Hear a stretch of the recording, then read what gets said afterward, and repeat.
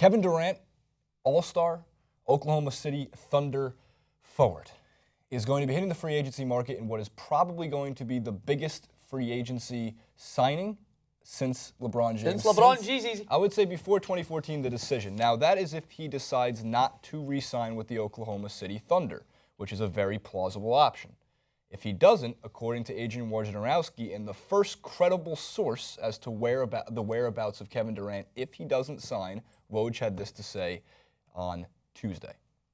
The Warriors already have everything, and yet they're threatening to take more now. Steph Curry, Klay Thompson, Draymond Green, committed ownership. Bob Myers, the Executive of the Year. Steve Kerr, a championship coach. Yes, Golden State has everything, including the ability to create the salary cap space and a belief that Durant's persona could fit seamlessly, even onto a potential two-time defending champion. He continues to say, make no mistake, Durant isn't close to gone in Oklahoma City. No decision, no leaning, sources said, but the real threats on the summer market are beginning to reveal themselves. Durant is determined to win, to be an immediate championship contender at 27 years old, and that keeps bringing him back to the Warriors should he make the decision to leave Oklahoma City.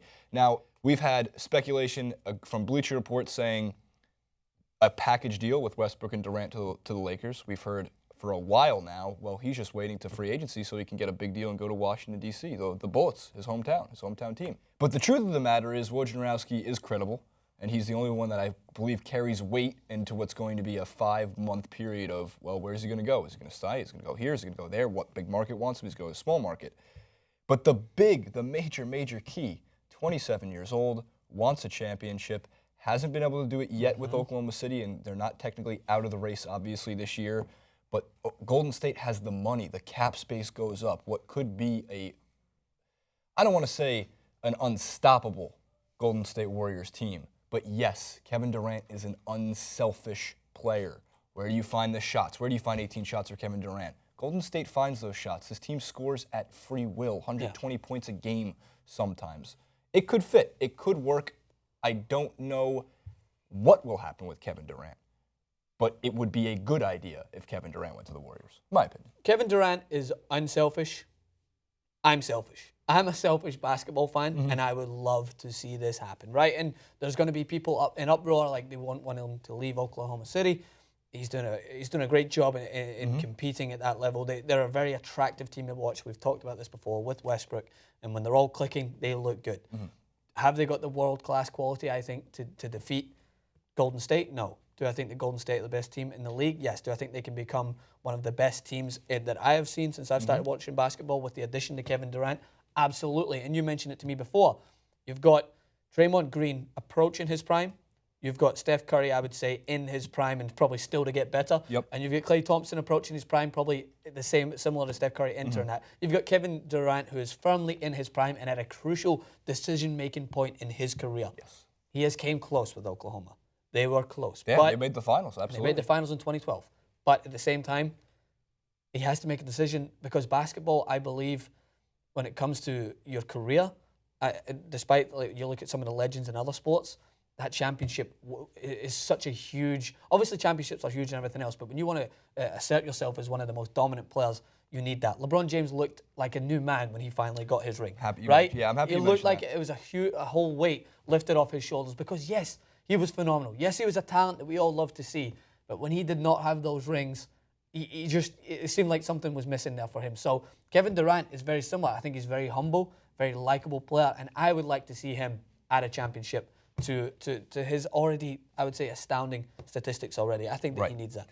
So I'm happy you mentioned LeBron, just because, how do you ever really blame LeBron's thinking for combining with Dwayne Wade and Chris Bosh and going to a team GM'd under Pat Riley, set up to win championships immediately when he entered that landscape, and won. 2 of them went to the finals for 4 straight years with the Heat, 5 straight years if you include last season against the Warriors. Durant, different player altogether. 6'10", 6'11", with handles like a point guard. He's too lengthy. You can score from anywhere on the court constantly. He's back to what looks like 2014 MVP form. You to real MVP Kevin Durant form. He's scored over 20 points in almost every game he's played this season, I think except for one. It's like 38 of 39 games in that stretch. And one of the downsides, though, that people want to talk about is that Well, what happens if he's like a Kevin Love and he's having trouble fitting into the system? And he was Love was on the Timberwolves and he had multiple 20 and 20 games, 20 points, 20 rebounds, 30 points, 20 rebounds. He was the entire offense and pretty much the entire rebounding defense.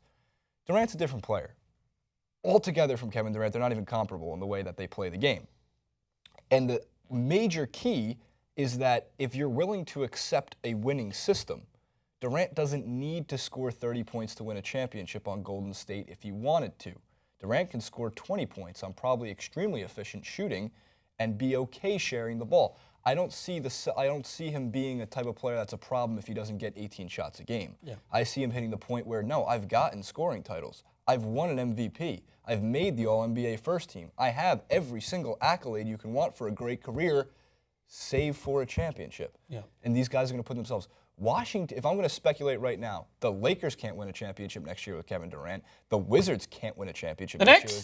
The Knicks can't win a championship next year with Kevin Durant. I'm going to give all those teams 0.01% chance so I don't sound like an idiot if they do.